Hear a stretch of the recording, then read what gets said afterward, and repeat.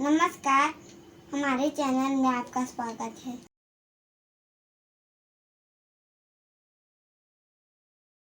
मित्रों नमस्कार, आप हैं बसंत गुरु जी के साथ। मेरे युवा साथी, सफलता से हमारी सांसों का क्या लेन देन। मैं जब नौजवान था 25 साल का, उस समय मेरे दिमाग में एक बात आया, हमारी सफलता के लिए आखिर कौन कौन सा वह मूल कारक होता है जो हमें प्रभावित करता है। तो सबसे पहली तो हमारी जो संस्कार हमें प्रभावित करती है।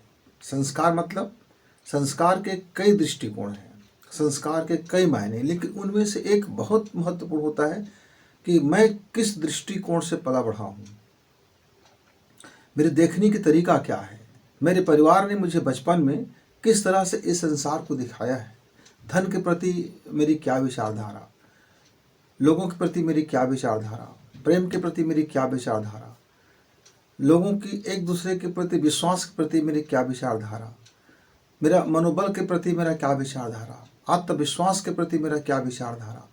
छोटे छोटे ऐसे बहुत सारे तत्व हैं जो हमको हमारे संस्कार से मिलता है। हमारे खान पान, रहन सहन, उठने बैठने का तरीका, मेरे परिवार में आने जाने वाले लोग, उनके अध्ययन अध्यापन, उनके एजुकेशन, उनके कारोबार, लोगों के प्रति उनके व्यवहार या लोगों से उनके जुड़ाव, किस तरह से वो अपने घर में एक वातावरण रहता है, उसका जो वाइब्रेशन होता है, उसकी जो चुंबकीय शक्ति होता है, वह धीरे धीरे मेरी सांसों के माध्यम से मेरे विचार को प्रभावित करते रहते हैं और मैं उसी विचारधारा में का एक अंग हो जाता हूँ। उससे संघर्ष करना बड़ी मुश्किल काम है, क्योंकि वो मेरे अंदर है। मैं बाहर के दुश्मन से आसानी से लड़ सकता हूँ, पर जो मेरे अंदर पल रहा है, मेरे स्वभाव के रूप में पल रहा है, मुझको उस अपने को दुश्मन दिखाई भी नहीं देता। वो ऐसा मीठा शत्रु है कि जो जैसे एक कोई शुगर का मरीज है और उसको धीरे धीरे यदि आप मीठा दे दो और कहेगा मैं आपको तो मीठा खिला रहा हूँ, मैं आपको पॉइजन थोड़ी दे रहा हूँ, लेकिन उसके लिए तो पॉइजन हो रहा है। तो ये जो सबसे महत्वपूर्ण चीज़ होता है, हमारा दृष्टिकोण, एटीट्यूड। मित्र, इसको यदि आप अपने अनुवर्ती बना लिए तो इसको जीतने के लिए आपको क्या करना पड़ेगा? आपको अपने अंदर का आत्मबल और दृष्टिकोण और सोच विचार, अपना इंटेलिजेंट अंडरस्टैंडिंग, समझने का जो सबसे बुद्धिमत्तापूर्ण समझदारी, ये विकसित करना पड़ेगा। मित्र, हम आपको अपने वीडियो के अंत में हम हमेशा बताते हैं कि उसका क्या उपाय, क्या निदान है। हमारे जो कैरियर की सफलता है, पढ़ाई की सफलता है, जीवन की सफलता है, दाम्पत्य जीवन की सफलता है, परिवार की सफलता है, आप मेरे मित्र, सफलता मतलब आप सिर्फ पैसे कमाने की सफलता को जब मान लेते हैं, वही आपसे चूक हो जाता है। समृद्धि केवल पैसे से नहीं आती, समृद्धि आती है आपकी कारोबार से। और कारोबार मतलब व्यवसाय नहीं होता, दुकानदारी नहीं होता, उसका एक अंग है। पैसा कमाना एक अंग है, ज्ञान कमाना, भक्ति कमाना, प्रेम कमाना, साहचर्य कमाना, सम्मान कमाना, लोगों के साथ हंसी कमाना, खुशी कमाना, एक दूसरे के कनेक्टिविटी होना, जुड़ना, जुड़ाव होना, परिवार के साथ अपनी सही दिनचर्या होना, परिवार के साथ निभना निभाना, रिश्तेदारियाँ, ये सब मिलकर के हमको समृद्धशाली बनाते हैं मित्र। लेकिन मेरे युवा क्या होता है, अधूरा सोच लेते हैं, एकांगी सोच लेते हैं। जैसे कहते हैं कि आपको सफलता, तो वो सफलता मतलब एक ही चीज़ होता है, मेरे साथ ढेर सारा पैसा, पैसा पैसा पैसा, यानी मनी माइंड इतना ज़्यादा हाई हो गया है आदमी के जीवन में कि एक पुरानी कहावत है, आज का नौजवान पैसे के लिए तो गधे को भी बाप बोल देगा। मैं देखता भी हूँ कि कैसे बड़े बड़े नेता, बड़े बड़े अभिनेता, बड़े बड़े लोग, बड़े बड़े आला अफसर पैसे के लिए क्या नहीं कर लेते हैं। पैसे के लिए उनकी ज़मीर समाप्त हो जाती है, उसका ज़मीन तो बचता ही नहीं है। तो मैं देख रहा हूँ हजारों मेरे मित्र आज भूखे हैं। किसका? वास्तविक ज्ञान का, विद्या का। अविद्या तो है, नकारात्मक पक्ष हमारी अविद्या है। जो हमें फैल बनाती है वो हमारी अविद्या है, जो हमें नीचे गिरा देता है वो हमारी अविद्या है, जो हमें नालायक बना देता है वो हमारी अविद्या है, जो हमें बेवकूफ़ बना देता है वो हमारी अविद्या है, लूट खसोटने की जो हमारे पास कलाएँ आती है वो हमारी अविद्या है। सिर्फ टोना ही अविद्या नहीं होता मित्र, ब्लैक मैजिक अविद्या नहीं होता मेरे मित्र। मेरे हर वो विद्या अविद्या है जो आदमी को गिरा दे, जो आदमी को दोयम दर्जे का बना दे, जो सोच को घटिया कर दे, जो जीवन को घटिया कर दे, जो जीवन को तहस नहस कर दे, जो अपने और अपने लोगों के साथ गद्दारी कर दे, जो अपने और अपनों के साथ व्यभिचार कर दे, जो अपने जीवन के साथ रेप कर दे। आदमी कहीं केवल रेप नहीं करता, आदमी कई बार अपने ही आत्मा का, अपने ही विचार का, अपने ही दृष्टिकोण का बलात् करते रहता है, रेप करते रहता है और उस जीवन को संघर्ष बना लेता है, गड़बड़ कर लेता है। यही तो अविद्या है। बस इतना ही तो जानना है आपको कि विद्या और अविद्या ये दोनों के यदि फर्क आप समझ जाते मित्र, तो आपके जीवन में सफलता है तो आनी है, समृद्धि भी आनी है, मोहब्बत भी आनी है और आपका धन भी बढ़ने वाला है। सांसों का बड़ा गजब का रोल होता है इसमें। तो हम आप चर्चा आज कर रहे थे संग। जैसे काकी का मेरा और मेरे काकी के साथ मेरा जब संग हुआ थोड़ी देर के लिए हमारी कंपनी हुई, कुछ समय के लिए हमने बैठना किया और मेरी जो वाइब्रेशन था, ऐसा उनका कहना था कि मेरी जो सकारात्मक ऊर्जाएं थी उनकी अविद्या को नाश कर दिया। उसके जीवन में परिवर्तन आ गया, उसकी सोच में परिवर्तन आ गया। उस समय क्या था, उस समय मेरी जो सांसें थी सुषुम्ना नाड़ी में था और उनकी जो सांसें थी चंद्र नाड़ी में था। सुषुम्ना नाड़ी से चंद्र नाड़ी में दोनों का ऊर्जाएं ट्रांसफर हो जाती है। या मेरा सूर्य नाड़ी होता और उनका भी सूर्य नाड़ी होता तो भी मेरी ऊर्जाएं ट्रांसफर हो जाती। तो जो सूर्य नाड़ी की जो ऊर्जाएं होती है वो बड़ी गर्मी वाली होती है, वो बड़ी आकर्षित होता है, उससे बड़ी तेज होता है। यदि सामने वाला व्यक्ति कमज़ोर है तो उसके ऊपर हावी हो जाएगा। लेकिन आप कमज़ोर हो, आपके सामने वाले व्यक्ति का सूर्य यदि बहुत तेज है और उसके कुंडली में गुरु है, यानी उसके विचार में गुरु है, उसके मस्तिष्क में गुरु है, उसका अनाहत चक्र जागृत हुआ है। गुरु मतलब क्या जी? गुरु मतलब वो जिसका आज्ञा चक्र जागृत हो। गुरु मतलब कौन? गुरु जिसका कुंडली में जब हम गुरु कहते हैं, भाग्य में गुरु है बोलते हैं, इसका मतलब होता है कि उनकी आज्ञा चक्र का जो एनर्जी पावर है वो काफ़ी हाई है। जब काफ़ी हाई हो जाता है हमारा आज्ञा चक्र का एनर्जी पावर, तब हम उसको कुंडली में गुरु की महादशा बोलते हैं, गुरु की दशा बोलते हैं। लेकिन जब हमारा मूलाधार चक्र की जो ऊर्जा है नीचे की ओर बहे, यानी हम ब्लैक मैजिक में फंस जाए, हम घटियागिरी में फंस जाए, हम दो दर्जा सोच, हमारी सोच का तरीका गंदा हो जाता है, तब हम ये कह सकते हैं कि शनि का हमारे ऊपर वक्र दृष्टि है और राहु हमारे ऊपर भारी है। क्यों? क्योंकि हमारे मूलाधार जो ऊर्जा चक्र है, जो जीवन को बनाता है, वो घटिया हो गया है। तो इस छोटी छोटी बातें हैं, कभी इस पर बात करेंगे। तो संग आदमी को बदल देता है। ऐसे ही कभी कभी आप देखे होंगे, ट्रेन में चलते हुए, कहीं काम करते हुए, ऑफिस में काम करते हुए, अपने कंपनी के साथ काम करते हुए, आप ग्रुप में जब काम करते हो तो एक ग्रुप मेट होता है और पूरे ग्रुप में जितने लोग होते हैं सबका अपना अपना एक चुंबकीय पावर होता है, उनका अपना अपना बायोलॉजिकल मैग्नेट होता है, उनकी अपनी सोच होती है, उनकी अपनी जीवन शैली होता है, उनका अपना संस्कार होता है और उनके जो सांसों से निकलने वाली जो चुंबकीय प्रभाव है वो आपके सांसों में घालमेल होकर के आपके जीवन को भी बदल कर रख देता है, आपकी सोच को बदल कर रख देता है, आपकी लाइफ स्टाइल को बदल कर रख देता है और कई बार तो आप संपूर्ण रूप से बदल भी जाते हैं। घटिया के साथ है तो घटिया, अच्छे के साथ है तो अच्छे। तो संग भी आप यदि किसी के साथ काम करते हैं तो इसको आप चेंज नहीं कर सकते, क्योंकि कैरियर बना रहे हैं, आप किसी कंपनी में काम कर रहे हैं तो आपका जो टीम है, कितने लोग टीम है आप उसको तय नहीं कर सकते, क्योंकि उसको तय करने वाला मैनेजर होता है और मैनेजर से ऊपर भी आपका CEO होता है, उनका भी टीम होता है। तो टीम तो वह तय करते हैं। अब आप अपने को अच्छा रखना है और जो आपके साथ रहे उनकी भी विचारधारा अच्छा हो जाए, बस ये आप कर सकते हैं। आप अपने ऊपर प्रयोग कर सकते हैं, खुद को मजबूत कर सकते हैं, खुद की लकीर बड़ा रख सकते हैं, खुद को दमदार रख सकते हैं। क्योंकि अभी आप जिसके साथ संग हैं वो जरूरी नहीं कि आपकी बात माने, आपकी बात सुने, आपकी लाइफ स्टाइल में चले, आपकी सोच में चले, आपके संस्कार में चले। उनका अपना जीवन शैली, उनकी अपनी सोच, उनकी अपनी कारोबार, लेकिन काम तो करना है। तो वहाँ भी सुरक्षित रहना होगा। संग भी आपका सही रहे, क्योंकि आप संग में जितने लोग हैं, मतलब जो आपकी कंपनियां हैं, जैसे एक ग्रुप है, एक ग्रुप में 12 लोग मिलकर काम कर रहे हैं, किसी ग्रुप में 20 लोग मिलकर काम करते हैं, किसी ग्रुप में 50 लोग रहते हैं, किसी ग्रुप में 10 लोग रहते हैं, किसी ग्रुप में 5 लोग रहते हैं, किसी ग्रुप में 3 लोग रहते हैं। तो जितना कम होगा उतना ज़्यादा आप प्रभावित होंगे, जितना ज़्यादा ग्रुप होगा उतना कम आप प्रभावशील होंगे, क्योंकि जितना कम होंगे आप क्लोज हो जाएंगे तो खाना पीना, उठना बैठना, हंसी मजाक और अपनी बातें, ठिठोली, घर की बातें, प्राइवेट बातें इत्यादि फिर बातों का घालमेल शुरू हो जाता है और आप धीरे धीरे जो आप में जो प्रबल होगा, जिसकी सोच प्रबल होगा, आप उसमें आप बदलते हुए चले जाते हैं। तो यहाँ भी आपको बचना है, या अच्छा संग रखना है, या जो संग है उसके अंदर में कुछ अच्छाई गुण होगा, उस अच्छाई गुण को उनके बढ़ा देना है। कैसे करेंगे, हम आखिरी में आपको अपनी सांसों के प्रयोग में बताएंगे। थोड़ी सी है लेकिन पहले समझना जरूरी है। दूसरा मित्रों, संगति। संगति जिसको हम चुनते हैं। संगति मतलब फ्रेंडशिप। संगति बालपन का भी हो सकता है, कारोबार का भी हो सकता है, अलग अलग संगतियाँ होती हैं।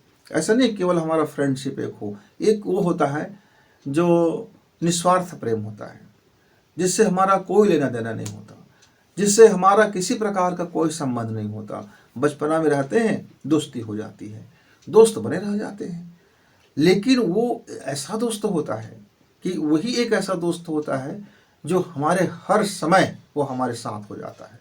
कैसे? क्योंकि उससे आपका कोई लेना देना नहीं है, ना बिजनेस से मतलब है, ना राजनीति से मतलब है, ना कारोबार से मतलब है, ना परिवार से मतलब है, ना आप से मतलब है, किसी से कुछ मतलब ही नहीं है।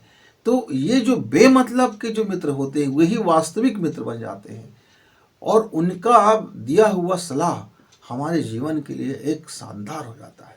लेकिन यदि वही मेरा फ्रेंड्स जिसके साथ मैं गली मोहल्ले में घूमता हूँ और हम हमाम में एक दूसरे नंगे हो जाते हैं, यानी पूरी की पूरी बातें हम बता देते हैं, अपने अंदर की सारी बातें उनके साथ बता देते हैं, इस भरोसा के साथ कि मेरे इस मित्र का पेट बड़ा होगा, गणेश जी का पेट होगा, ये पचा लेगा, और हम अपनी बातें बोल के हल्का हो जाते हैं। मेरी सारी अच्छाई और बुराई मेरा वो मित्र जानता है जिससे मेरा संगति होता है। ये फ्रेंड्स यदि जितना सकारात्मक दृष्टिकोण का होगा, जितना उसका पॉजिटिव एटीट्यूड होगा, उतना ही ज़्यादा हम भी ऊर्जावान बनेंगे।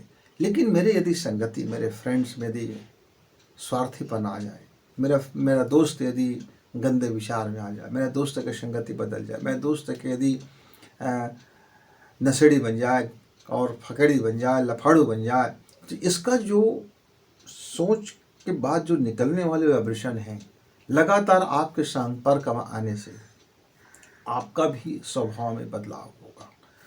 आप ऐसा समझ लीजिए, एक जगह प्योर दूध है और दूसरी जगह पानी मिलावट दूध है, अब दोनों आपस में मिल रहे हैं, तो कहीं न कहीं फिर क्या होगा, एक पारगम्य झिल्ली से, जैसे आपने एक ले लिया अंगूर और एक ले लिया है किशमिश, तो अंगूर क्या होगा, पानी में आने से पिचक जाएगा, और किशमिश क्या होगा, वो पानी को सोख लेगा।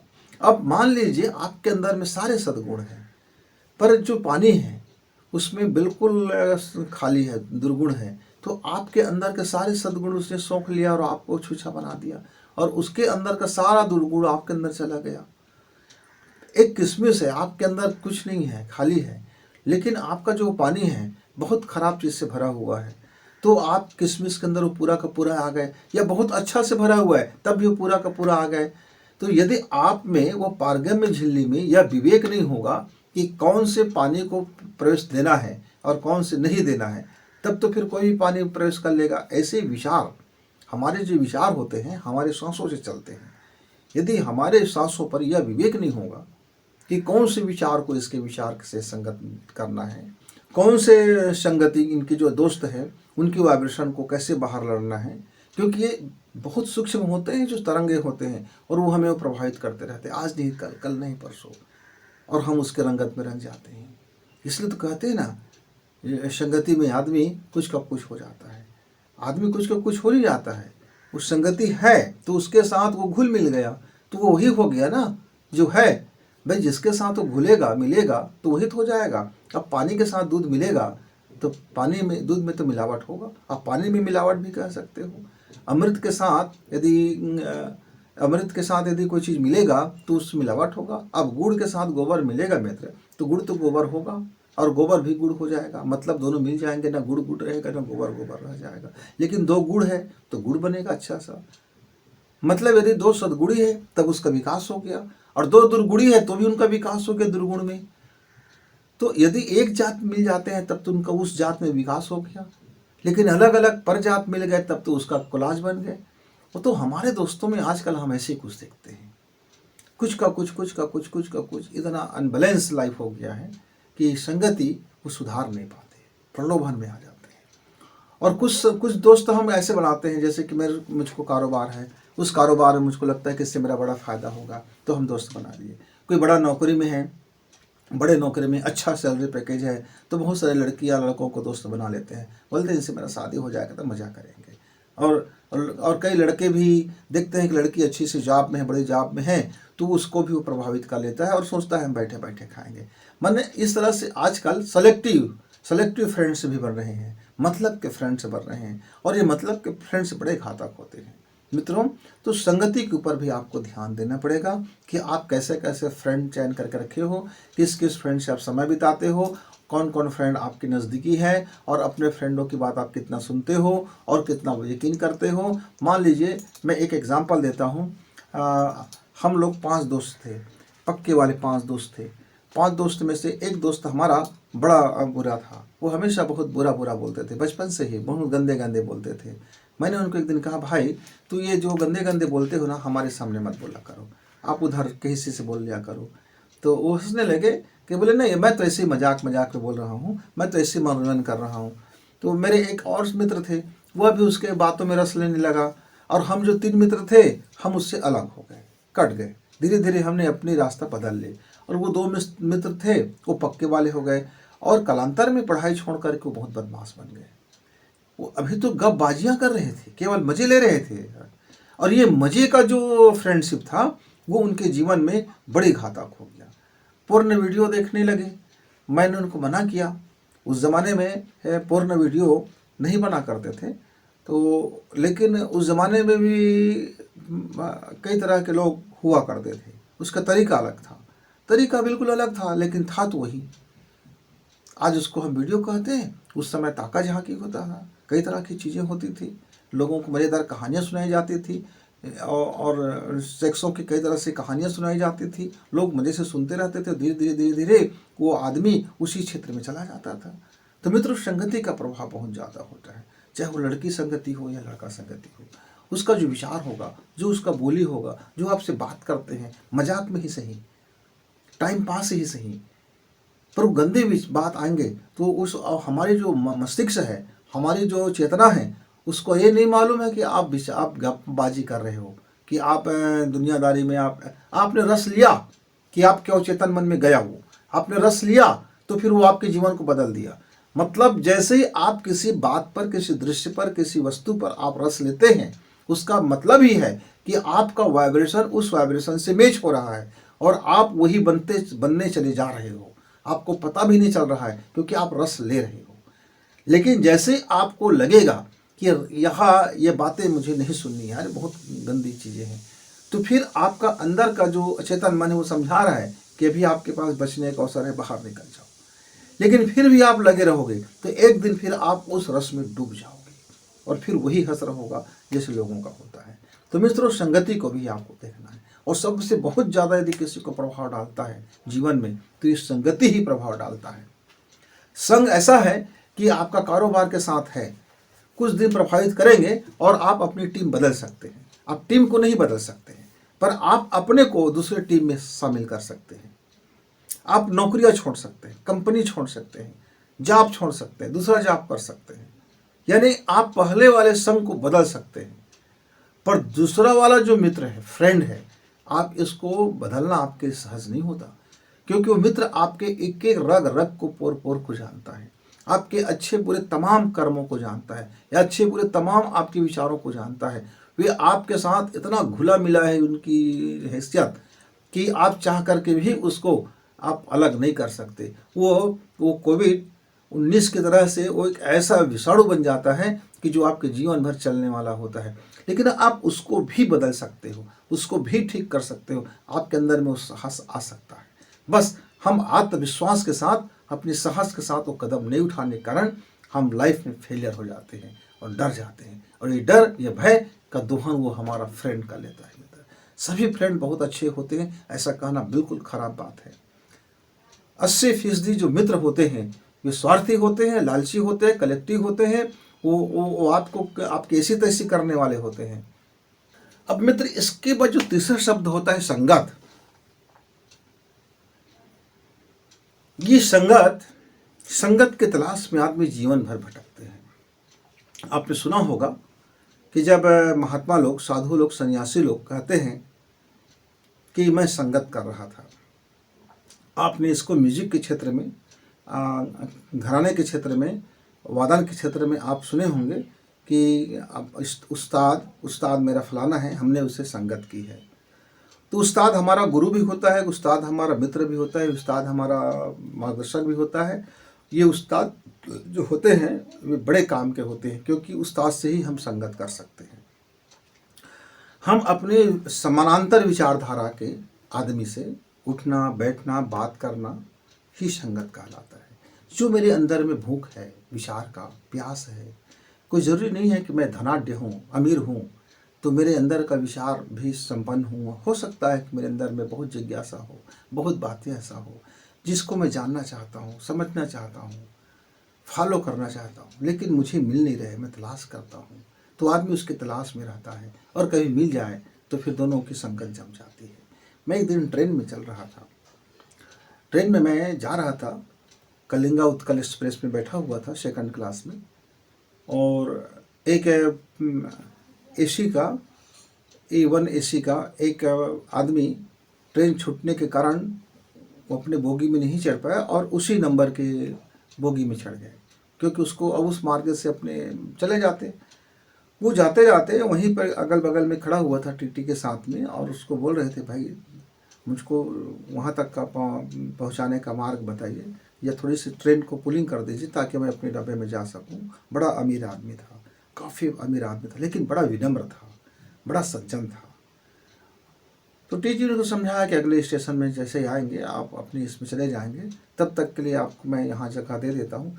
तो मैं बगल में बैठा हुआ था और मैं चूँकि अकेला आदमी था, खाली था मैं, तो उसने मेरी बगल की सीट को कहा कि आप इनको अगले स्टेशन में जाने के लिए थोड़ी सी जगह दे दीजिए। हम दोनों बैठ गए, मित्रों बैठे और दोनों का परिचय हुआ, और धीरे धीरे हम लोग बातों में ऐसा हो गए कि पूरा रास्ता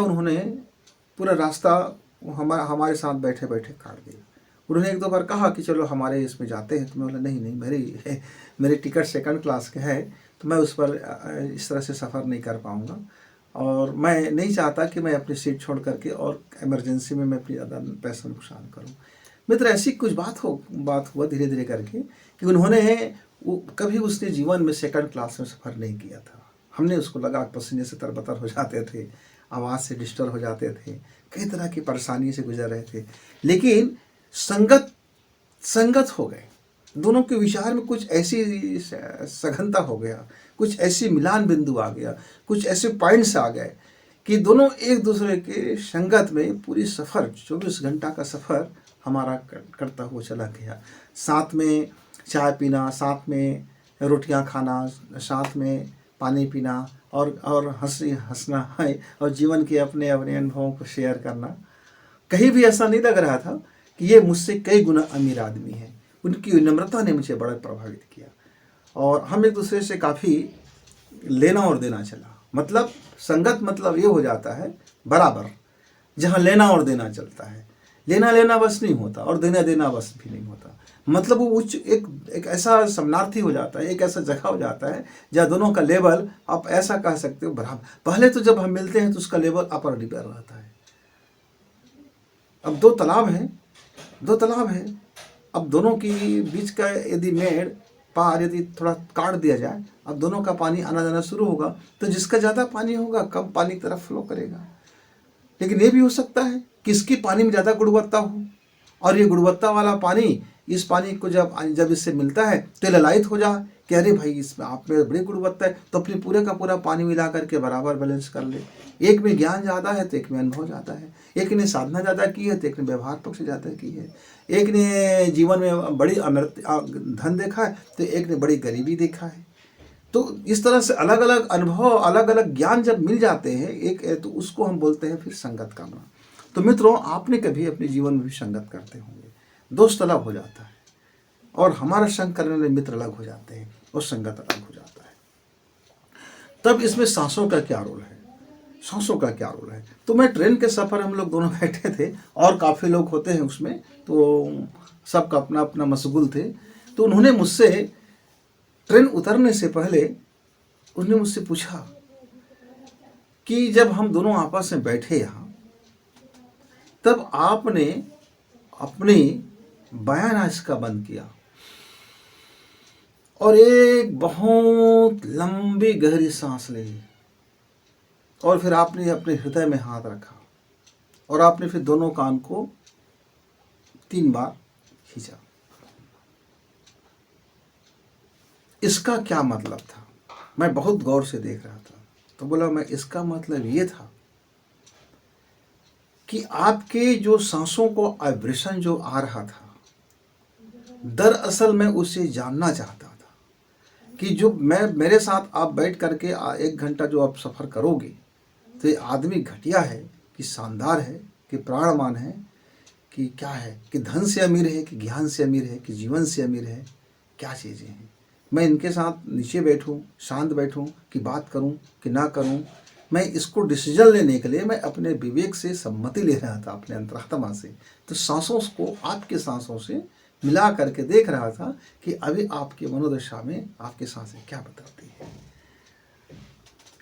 तब उन्होंने कहा हाँ मुझे भी लगा, क्योंकि मैं एक बार, उन्होंने फिर अपने जीवन की कहानी बताया कि मैं जब एक बार कारोबार में पहले शुरू कर रहा था और मैं अपने जीवन की सारी एसेट्स से सारी पूंजी मैं उस कारोबार में लगा दिया था। अब मेरे मन में बड़ा भय आ गया था कि मेरा कारोबार नहीं चला तो क्या होगा, कारोबार नहीं चला तो क्या होगा। उसी बीच में कहा कि हमारे जो गुरु जी आए, हमारे गुरु आए और गुरु आकर के हमको 2 ही चीज़ें बोल दिए कि आप एक काम करना, सुबह आप बाएं नाक की सांस लेना और शाम आप दाहिने नाक की सांस लेना, और जब आप अपने कारोबार में जब जाते हो, जब ऑफिस में जाते हो तो 5 मिनट के लिए दोनों नाक से सांसें खींच लिया करना। और जब आप अपने दोस्तों से मिलते हो तो आपका ध्यान रखना कि आपका दाहिना नाक चलता रहे। जब आप अपने घर में अपने लोगों से जब मिलते हो, आते शुरू में, तो आप कोशिश करना कि आपकी बायां नाक चले। इतना ही करना, आपका कारोबार सफल हो जाएगा। और मैं उस दिन से या पहले मुझे बड़ी मुसीबत हो गई, बड़ा दिक्कत हो जाता था कि मैं कैसे इसको लूँ, समझ नहीं आता था। और काफ़ी मेहनत मशक्क़त करने के बाद 3 साल में मैंने अपने सांसों पर कंट्रोल करना सीखा और अब तो मुझे इसकी आवश्यकता ही नहीं होती। हाँ, लेकिन कभी कभी आवश्यकता पड़ जाती है तो हम ऐसा अंगूठा दबा लेते हैं जैसे आपने किया। तो उन्होंने अपने जीवन का बात बताया कि कैसे वो संग को पहचान लेता है, कैसे संगति को पहचान लेता है और कैसे संगत को पहचान लेता है। तो सांसों का विद्या। तो आइए मित्र, आपके जीवन में सफलता के लिए, आपके जीवन में समृद्धि के लिए, आपके घर में बेहतरी के लिए, तो अभी जैसे उन्होंने बताया कि सुबह हमको सो उठ करके जब दिन निकल जाए तो पहली सांसें हमको लेनी चाहिए, बायां सांसें। ये कितने मिनट का होना चाहिए? 15 मिनट का, कम से कम 15 मिनट का। आप एक सांसें आप पालथी मार के बैठ जाइए, आराम से बैठ जाइए और आंखें बंद कर लीजिए। आंखों में सूर्य का ध्यान कीजिए और नीचे में गंगा की जल बह रही है और ऊपर में सूर्य की प्रकाश की किरणें पड़ रही। अब उस दृश्य को देखें, गंगा की जल कल कल कल कल करते हुए पक्षी का कलरव इत्यादि की एक काल्पनिक दुनिया बसाइए और जो सूर्य की प्रकाश की किरणें उस जल पर पड़ रही है, सुनहरी और स्वर्णिम प्रकाश की किरणें उस जल पर पड़े और एक मनोहर दृश्य है, एक सुकून देने वाला दृश्य है। आप इस दृश्य को कल्पना कीजिए।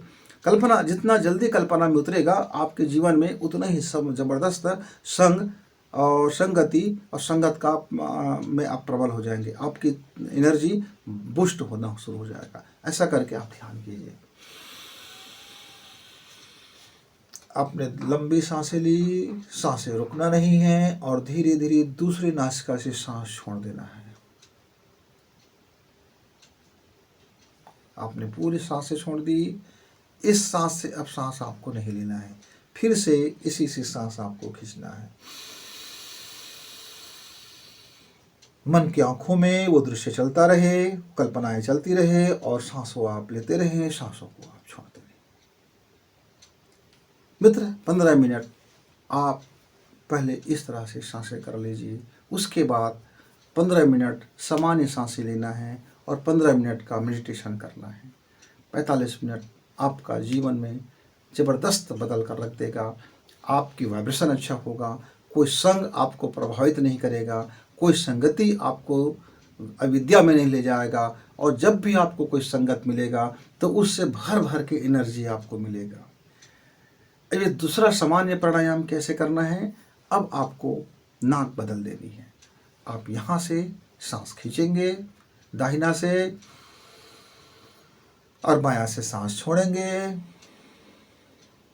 और बायां से सांस लेंगे और दाहिना से नाक छोड़ेंगे। सामान्य रूप से, बहुत ताकत नहीं लगानी है, थकना नहीं है। और दृश्य में क्या हो, नीला आकाश हो, चारों तरफ पुष्प है, फूल खिले हुए हैं, भंवरे गूंज रहे हैं और आप बगिया के बीच में बैठे हुए हो, चारों तरफ झील है, यानी एक सुंदर मनोरम दृश्य है। आप जंगल में बैठे हुए, चारों तरफ एक हरियाली है, एक मन को भा जाने वाली और मधुर संगीत बांसुरी चल रही है। कृष्ण का भाव करना है, भाव में डूबना है, बस ये भाव करते रहें और सांस आप लेते रहें, छोड़ते रहें। एक बार पुनः समझ लीजिए, भाव चल रहा है मन के अंदर में और आप सांसें ले रहे हैं और धीरे से सांसें छोड़ रहे हैं। जब आप सांस लेंगे तो आपका मन पूरा सांस के साथ पेट तक आएगा और धीरे धीरे करके आपके नासिका से बाहर निकलेगा। और फिर आप जब सांस खींचेंगे तो फिर सांस आएगा, आपको पूरा अनुभव होता हुआ जाएगा। और कुछ दिनों के बाद आपकी कल्पना साकार हो जाएगा, सदृश्य दिखने लगेगा और आपका मेडिटेशन लग चुका होगा, सांसों के साथ मेडिटेशन हो चुका होगा। लेकिन आपका मेडिटेशन नहीं लग रहा है तो आपने 15 मिनट ये कर ली। वैसे घड़ी देखना नहीं है, अंदाज कर लेना है, एक अंदाज। उसके बाद फिर आप क्या करेंगे, चुपचाप गोदी में बैठेंगे और पूरी तरह से सांस को बंद कर देंगे। कोशिश करेंगे सांस आपका ना चले, पूरी तरह से बंद कर दीजिए। बंद है, कुछ नहीं सोचना है, न कुछ देखना है, न कोई क्रिया, न कोई प्रतिक्रिया, न मन के साथ जाना है, न मन को रोकना है, न चित्त के साथ जाना है, न चित्त को रोकना है, न वासना के साथ जाना है, न वासना को रोकना है, न काम के साथ जाना है, न काम को रोकना है, न विषय के साथ जाना है, न विषय को रोकना है। चुप। जब तक आप सांस को रोक करके रख सकते हैं रखिए, लेकिन जैसे आप आक बक हो जाओ तब धीरे से सांस छोड़ दीजिए, फिर सांस ले लीजिए, अब जो सांस भर ली अब फिर बंद कर दीजिए। अब सांसों का आवागमन रुक जाए, यानी सांस अंदर है तो अंदर ही रहने दीजिए, लॉक कर दीजिए नाक को तब तक जब तक आपकी रोम रोम कहने न लग जाए, भैया आप छोड़ो यार, ये सांसें छोड़ो, मुझे दूसरा सांस लेना है। पूरी ऑक्सीजन उसकी सोख ले जाए। अब वो कार्बन से जब भर गया तब उसको आप बाहर निकलने दीजिए। कुछ प्रयोग इस तरह से करेंगे। मित्रों, आप देखेंगे कि यह जो आपकी जो सफलता है, सफलता में फिर वो संग जो आपके साथ मिलेंगे, वो संग भी आपका बड़ा गजब का होगा और सही संग का, सही टीम का चुनाव होगा। और वो टीम में रहने वाले प्रत्येक व्यक्ति फिर आपका फ्रेंड बनेगा, यानी कारोबार का फ्रेंड, साथ का फ्रेंड, एक मिशन का फ्रेंड बनेगा। एक ऐसा वो दोस्त नहीं रहेगा पर मिशन का दोस्त रहेगा, वैचारिक दोस्त होगा, ज्ञान का दोस्त होगा। और दोनों मिल करके, यानी टीम के साथ मिल करके आप जबरदस्त करने वाले होंगे। आप अपने लक्ष्य को प्राप्त करने के लिए बड़ा तेजी से आगे बढ़ेंगे। और यदि आपकी संगति, आपका दोस्त यदि गलत रास्ते में जा रहा होगा, अविद्या के रास्ते में जा रहा होगा, तो वो उसको भी आप लौटा सकते हो। आप उसको एक अपने हाथ जब रखोगे उसके पीठ के ऊपर, उसके गला के ऊपर, और जब उसको जादू की झप्पी दोगे और कहोगे मेरा दोस्त तो शानदार बन गया है, 3 बार आपको बोलना है, दोस्त तू बहुत शानदार बन गया, बहुत अच्छा बन गया, तेरा विचार बहुत शानदार हो गया, तेरा एटीट्यूड अच्छा हो गया, तेरा पॉजिटिव दृष्टिकोण है, विद्या से भर गया है। बस ऐसी भावना करें और दोस्त से गले लग जाएं, चिपक जाएं और गहरी सांस खींचे। फिर अब देखना कुछ दिनों के बाद आपके दोस्त में वो बदलाव आना शुरू हो जाएगा। एक शानदार की ओर आपका दोस्त बदलना शुरू हो जाएगा। और जब आपको आपके संगत की जरूरत पड़े, जब आपकी प्यास बढ़े, जब आपकी भूख बढ़े ज्ञान की, लालसा की, आँख बंद करेंगे, मेडिटेशन करेंगे, अपने गुरु से कहेंगे मुझको मेरा संगत मिल गया है, अद्भुत है, मेरा संगत अद्भुत है, मैं अपनी संगत को मुक्त कर रहा हूँ। तो देखना गाहे बगाहे किसी भी जगह में फिर आपको वो आपका गुरु किसी न किसी रूप में आएगा, कोई फॉर्मेट में आएगा और आपसे संगत करके, आपको ऊंचा उठा करके, आपका ऊर्जा के लेवल को बढ़ा करके वो फिर चला जाएगा। जैसे मेरा गुरु मेरे ट्रेन में मिल गया, वो था तो एक आदमी के रूप में, लेकिन मुझे मालूम हो गया कि मेरा गुरु बड़ा चालाक है, वो आ गया और वो मुझको ज़रूरत था, मुझको भूख लगी थी, प्यास लगी थी, ज़रूरत थी मुझको ज्ञान की, और मैं जा भी रहा था इसी के सिलसिले में, और वो आ गया रास्ते में, उसने मुझे आकर के निहाल कर दिया। तो मित्र, जीवन में ऐसे कई बार आपको संगत मिल जाते हैं। कोई भी भिखारी के रूप में आता है, कई बार होटल के रूप में आता है, कई बार वेरा के रूप में आता है, कई बार ड्राइवर के रूप में आ जाता है, और कई बार आपके अफसर के रूप में आ जाता है, कई बार वो आपके घर में मेहमान के रूप में आ जाता है, कई बार आपके मम्मी के रूप में बैठ जाता है, कई बार आपके भाई के रूप में हो जाता है, कई बार आपके दुश्मन के रूप में आ जाता है। कई फॉर्मेट में है संगत का। तो तमाम इसको समझना आसान नहीं होता, लेकिन धीरे धीरे आप कोशिश करेंगे तो समझेंगे और अपने जीवन में समृद्धि को प्राप्त करेंगे। तो आपकी सफलता आपके सांसों के साथ, आप सफल बने, इसी शुभकामना के साथ दोस्त फिर मिलेंगे। तब तक गुरु जी को विदा, नमस्कार, धन्यवाद। इस वीडियो को लाइक करें, सब्सक्राइब करें, शेयर करें और बेल की घंटी दबाएं।